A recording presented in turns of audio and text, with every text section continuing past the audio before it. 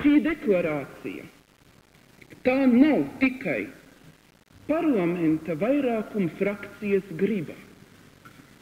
Tā nav arī tikai to vēlētāju griba, kuras stāv aiz mums.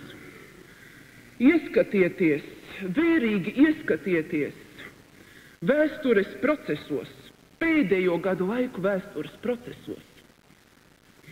Un jūs saskatīsiet šeit objektīvu vēstures gaitu.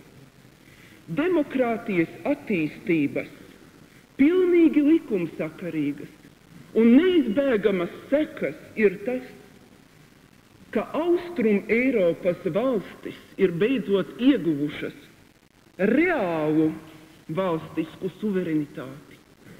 Tāpat iekšējas vēstures nepieciešamība ir tas, ka līdz ar demokrātiju paceļas tautu tieksme pēc neatkarīga valstiskuma,